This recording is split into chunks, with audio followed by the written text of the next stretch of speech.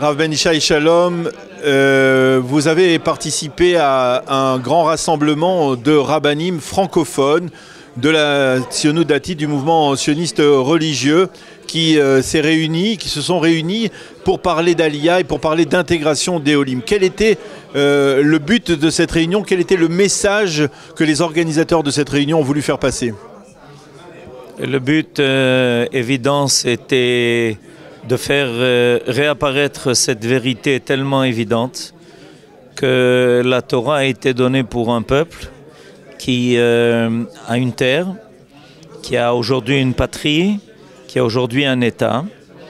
Et les rabbinim qui se sont réunis aujourd'hui sont des rabbinim qui ont fait leur aliyah depuis longtemps en Eretz Israël, et ils se sentent véritablement responsables de faire rejoindre à ce qui est aujourd'hui le centre de l'histoire du peuple d'Israël, la terre d'Israël, l'État d'Israël, de les aider à venir rejoindre cette histoire et d'en faire partie.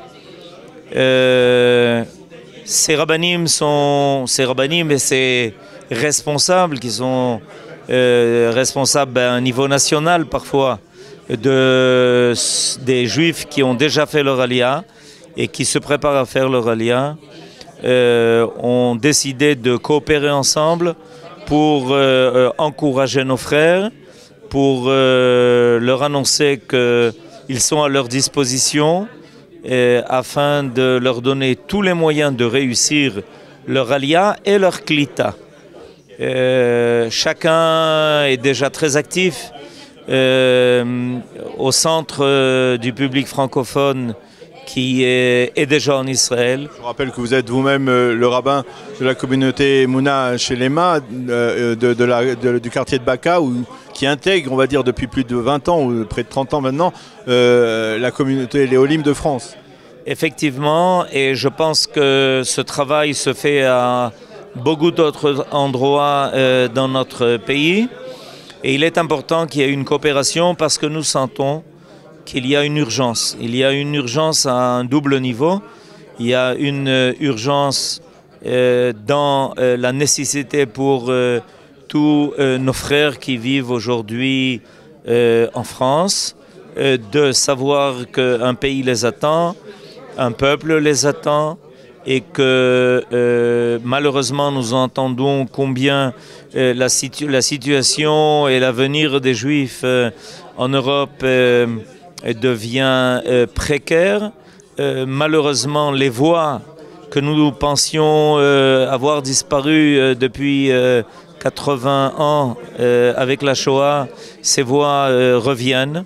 Il est important que les voix de l'antisémitisme. Les voix de l'antisémitisme, des voix qui sont menaçantes, et il est important de savoir qu'il y a aujourd'hui un peuple qui a une réussite extraordinaire dans tous les niveaux, qui s'est retrouvé sur sa terre et qui fait revivre aussi toute notre culture, tout notre passé, et tout ça dans un présent avec tout ce dont on entend parler dans le monde entier de la réussite aujourd'hui de l'État d'Israël, qui est à un tel niveau que cet État peut se proposer d'offrir son aide à énormément d'autres pays. Les Juifs de France n'ont rien à perdre et au contraire, ils peuvent venir amener ici leur qualité, leur savoir, leur science, leur culture, leurs bonnes habitudes qu'ils ont connues dans leur communauté. Les personnes qui se sont réunies aujourd'hui sont là pour le leur dire, et de plus pour les aider, une aliyah qui a évidemment certaines difficultés. Comme toute émigration, il y a des difficultés. Les rabbinim qui étaient ici ont l'expérience de ces difficultés. Et on veut que les Juifs rejoignent Israël, non pas a posteriori, non pas par manque d'autres alternatives, mais au contraire, en sachant que depuis des générations, surtout pour nos frères qui ont connu l'Afrique du Nord, qui ont connu ces communautés très chaudes, où la Torah était tellement présente, où la tradition était tellement présente, qu'aujourd'hui, en Eretz Israël, tout ça apparaît avec encore beaucoup plus de force et surtout beaucoup plus d'avenir. Alors, on a constaté que ce rassemblement intervenait à quelques jours des élections. Est-ce que c'est lié finalement? Est-ce que aujourd'hui vous avez le sentiment que c'est une période d'opportunité pour, on va dire, transposer des idées, des grandes idées comme celles que les rabbinim peuvent avoir en réalisation concrète sur le terrain? Écoutez, la veille des élections est exactement le temps pour faire apparaître sur la table de tous les partis les points les plus importants. Malheureusement, des fois, une campagne électorale est parsemée de choses qui sont qu'on aurait préféré éviter et ne pas entendre. Et des fois, à cause de cela, est mis dans l'ombre les problèmes centraux qui doivent préoccuper notre peuple aujourd'hui. L'Alia, depuis 150 ans, c'est-à-dire le retour d'Israël en Israël, est un axe central dans notre histoire. On est parti en exil il y a 2000 ans. Depuis 2000 ans, on attend ce retour. Maintenant que le peuple a une possibilité de le faire, il est important que tous les partis soient conscients de cela, qu'ils fassent apparaître dans leur programme les choses les plus importantes et pas les choses malheureusement des fois les plus futiles, avec des fois un accent sur des choses que l'on aimerait bien mettre de côté. Finalement, on a des dominateurs communs élevés et notre but, c'était de rappeler au peuple, de rappeler aux responsables politiques leur devoir de prendre la responsabilité des grands axes de l'histoire du peuple d'Israël.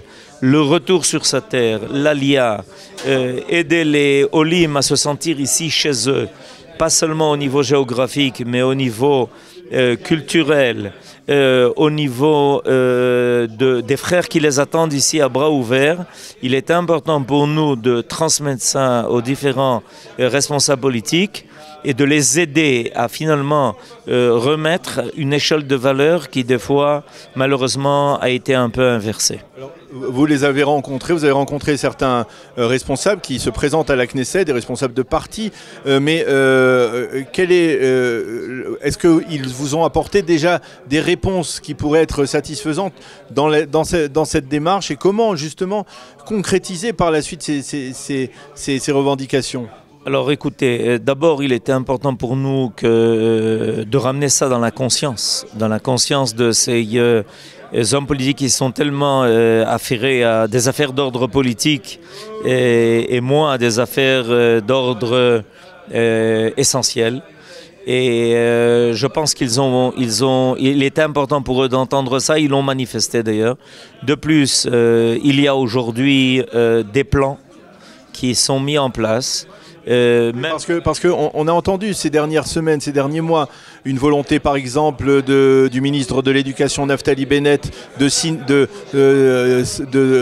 d'œuvrer en faveur de l'Aliyah de France. On a entendu Aryeh Deri, le ministre de l'Intérieur, parler justement de sa volonté de prendre en main le ministère de l'Intégration après les élections. Comment quelqu'un qui nous écoute, quelqu'un qui a fait son Aliyah, peut faire son choix dans tout ce foisonnement de propositions et d'idées? Écoutez, ces partis politiques vont probablement créer une coalition et prendre à nouveau la responsabilité de l'État d'Israël dans les affaires les plus importantes qui doivent préoccuper ceux qui sont à la tête de cet État. Ignorer aujourd'hui l'Aliyah et la Klita et évidemment porter atteinte à une des bases les plus fondamentales de la création de cet État. Quand cet État a été créé, il a tout de suite, au départ, affirmé que tout juif dans le monde qui voudrait rejoindre son peuple et son État, immédiatement serait défini comme ayant la nationalité israélienne. Cette nationalité est un don, est un cadeau énorme, mais il aussi doit avoir un contenu d'identité. Et je pense qu'aujourd'hui, pratiquement personne qui se sent véritablement responsable de l'avenir du peuple peut ignorer que ça passe, entre autres, par cette question démographique énorme que l'on a le devoir de faire grandir ici le peuple à tous les niveaux, et au niveau quantitatif et au niveau qualitatif, et ils ne peuvent pas se permettre d'ignorer cela. Nous sommes là pour évidemment leur rappeler, pour les aider à prendre les décisions nécessaires. Et je pense que le fait qu'ils ont accepté de se déplacer alors qu'ils sont à quelques jours des élections et de mettre leur temps à notre disposition ou que nous soyons à leur disposition pour cela prouve combien ils ont compris qu'il y avait ici quelque chose de fondamental qu'on ne pouvait pas ignorer. On va proposer des plans. Il sera difficile pour eux de ne pas tenir des engagements qu'ils ont tenus devant des responsables de communauté. Et évidemment, tout le monde a toujours besoin d'être renforcé dans l'application de ce qu'il a promis. Et notre rôle sera précisément de le rappeler. Et surtout, soyons associés à la décision divine de faire revenir le peuple sur sa terre. Ce retour du peuple sur sa terre a commencé il y a 150 ans, mais il est loin d'être terminé.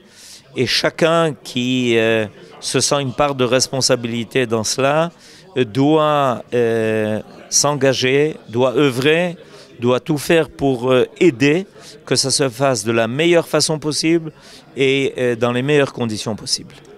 Alors, Rav Ben Ishai, nous allons ensemble terminer cette heure d'actualité et cette semaine d'actualité, comme nous le faisons chaque vendredi, par un Dvar Torah, un mot de la paracha. Et la paracha de la semaine, c'est une paracha importante dans le livre de Vaïkra, le paracha de Shemini, qui commence par un drame, on peut le dire, puisque elle commence par la mort des deux enfants de Aaron à Cohen et du silence de Aaron à Cohen.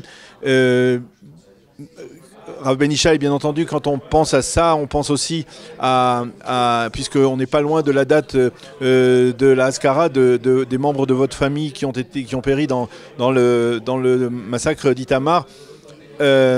Comment peut-on réagir? Ce silence de Aaron, vous le comprenez, c'était la seule réaction possible face au drame qu'il a vécu de deux de ses enfants qui étaient préposés pour être des Kohanim dans le Mishkan, dans le Mikdash, et qui sont morts pour avoir présenté, on va dire d'une certaine manière, présenté un feu qui n'était pas souhaité à l'époque. La paracha de cette semaine, la paracha de Shemini, débute par un événement exceptionnel, la construction du tabernacle. La construction du tabernacle, c'est ce qui va permettre l'apparition permanente de la révélation divine qui n'avait été que provisoire au Sinaï. À partir de là, le peuple d'Israël va commencer à circuler dans le désert en sachant qu'en son sein, Dieu est là, manifeste sa présence par énormément de signes et qu'il a ce cadeau extraordinaire d'être un peuple qui est accompagné par la providence divine. En tant que peuple, nous avons reçu un rôle qui n'est pas facile. Nous avons énormément de défis à relever. Pourquoi? Parce que, évidemment, être les témoins de la volonté de Dieu d'être non seulement le Dieu des cieux, mais le Dieu de la terre. Et c'est une tâche qui n'est pas facile. Elle réclame de nous, en tant que peuple, d'aller bien au-delà de ce qui est naturel. La réaction de Aaron en se taisant est une réaction de foi. La réaction de foi qui est d'un homme de la grandeur de Aaron et qui se dit nous sommes là pour coopérer avec la volonté divine de rendre ce monde meilleur. Évidemment, ça entraîne une rigueur qui, des fois, amène des événements, comme vous venez de rappeler, qui sont difficiles. Mais cette rigueur, d'un autre côté, prouve que le peuple d'Israël n'est pas livré seulement aux lois de la nature. Et la foi de Aaron, de se taire, est expliquée par le petit-fils de Rachi de la façon suivante. Quand Moshe Rabbeinu, notre maître Moïse, a vu ce qui est arrivé le jour même de l'inauguration du tabernacle, il a dit, tu sais, il y a une sanctification du Dieu énorme qui s'est faite par Nadav et Avihu. Alors, le Rashbam, qui est le petit-fils de Rachi, dit que la sanctification de Dieu ne s'est pas moins faite par leur père, qui a su accepter la volonté divine et se taire en comprenant que, évidemment, notre vie est accompagnée d'événements qui, des fois, sont des événements difficiles, mais qui, finalement, vont contribuer à faire apparaître une grandeur d'âme et une volonté du don de soi qui va au-delà de ce qui est exigé en général des autres mortels. C'est pour ça que notre paracha, la paracha de Shmini, va aussi se terminer par toutes les lois alimentaires qui réclament de nous, le peuple d'Israël, d'être très rigoureux à propos de notre conduite morale et notre conduite religieuse. Il est clair que ce qui est exigé de nous est beaucoup plus grand que ce qui est exigé de ceux qui n'ont pas reçu ce rôle, de relever ce défi, d'être des hommes qui, tout en vivant en tant qu'hommes sur terre, soient aussi capables de révéler l'infini. Et notre paracha, du début jusqu'à sa fin, est une paracha de ceux qui ont accepté et qui donc, quand il le faut aussi, savent se taire, d'accepter le rôle, quoi qu'il arrive, quelles que soient les circonstances, et de prouver une foi d'attachement au Dieu de l'histoire. Merci beaucoup Rav Ben Ishai d'avoir accepté de répondre à nos questions à propos donc de cette réunion de Rabbanim et puis de nous avoir livré cet enseignement de la paracha de la semaine qui clôture cette heure d'actualité. Merci, c'est la fin de cette émission. Shabbat Shalom.